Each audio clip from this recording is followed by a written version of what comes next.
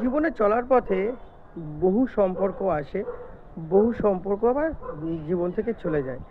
কিছু সম্পর্ক হয় চিরস্থায়ী, আর কিছু সম্পর্ক না চাইতেই আপনা হতেই হয়ে যায় ক্ষণস্থায়ী।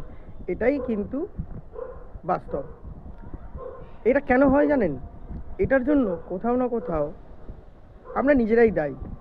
কেননা আমরা নিজেরাই যে নিজেদের জায়গায় বেস্ট, সুপার এবং সবচেয়ে উপর, এটাই নিজেরাই ভুলে যাই। কি হয়, কিছু মানুষ দেখবেন আপনার জীবনে আছে, তারা আপনার সঙ্গে ওঠা বসা করে, ঘুরতে যায়, আনন্দ করে, আমোদ প্রমোদ করে, সব কিছুতে থাকে। কিন্তু কোথাও না কোথাও সে এইটা মনে করে যে তার সামনে যে মানুষটা আছে সেই মানুষটা বেস্ট, সেই মানুষটার মতো মানুষ হয় না।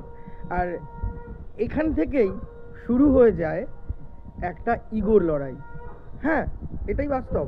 দেখবেন ছোটোবেলায় যখন আমরা পড়াশোনা করতাম না, বা আমরা যেভাবে লাইফস্টাইল লিড করতাম, বা আমরা যখন থাকতাম আর কি ছোটোবেলায়, তখন আমাদের বাবা মারা কি বলতো, ওর ছেলেটাকে দেখ কত ভালো, কত ভালো পড়াশোনা, তুই কেন হতে পারিস না, মানে সবসময় তুলনা দেওয়া হতো।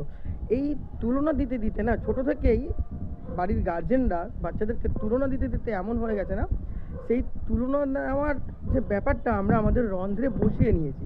তার ক্ষেত্রে তার ফলে কি হয়, যে আমরা নিজেরাই যে নিজেদের জায়গায় বেস্ট, ভালো, সুপার সুপার, সেটাই আমরা ভুলে যাই। আমরা তখন কি করি, আমাদের সামনে থাকা যে বন্ধুরা থাকে, আমরা সবসময় ভাবি সেই বেস্ট। আর যেই কারণে আমরা নিজে থেকেই নিজেদের বন্ধুত্বের জায়গাটাকে থেকে দূরত্ব তৈরি করে ফেলি। কীরকম, আজকে ধরুন আপনি যে বন্ধুর সাথে খুব ভালোভাবে মেলামেশা করছেন, উঠছেন বসছেন, কোথাও না কোথাও আপনার এইটা মনে হয় যে আপনার উপস্থিতি, এবং যখন সেই বন্ধুটা উপস্থিত হবে, ইট মিনস তার উপস্থিতিতে আপনার উপস্থিতিটা কোথাও যেন ফিকে হয়ে যাচ্ছে। কোথাও যেন এরকম মনে হচ্ছে যে সে যখন আসছে সেই পরিবেশের মধ্যে, তখন হয়তো আপনাকে কেউ পাত্তা দিচ্ছে না, বা আপনাকে সবাই একটু ইগনোর করছে, বা তাকে বেশি ভ্যালু দিচ্ছে। অ্যাকচুয়াল ভ্যালু দেওয়ার ব্যাপারটা কী হয়, ভ্যালু দেওয়ার ব্যাপারটা ডিপেন্ড করে আপনার ব্যবহারের উপরে, আপনার মানুষের সাথে মানুষের মেলামেশার উপরে। কিন্তু সেই মানুষটা এটা ভুলে যায়, ভুলে গিয়ে তার কাছে শুধুমাত্র এটাই প্রায়োরিটি হয়ে যায় যে একে বেশি পাত্তা দিচ্ছে, বা একে মানুষ বেশি ভ্যালু দিচ্ছে, বা একে মানুষ বেশি ভালোবাসে। তো অতএব কী করতে হবে, এই মানুষটা থেকে নিজেকে দূরত্ব তৈরি করে দিতে হবে। তাহলে কি হলো, যেই মানুষটার সঙ্গে তার ভালো বন্ধুত্ব ছিল, ভালো সম্পর্ক ছিল, শুধুমাত্র এই ভ্যালু পাওয়ার তাগিদে বা এক্সট্রা অ্যাটেনশন পাওয়ার তাগিদে একটা ভালো বন্ধুত্ব এইভাবেই নষ্ট হয়ে গেল।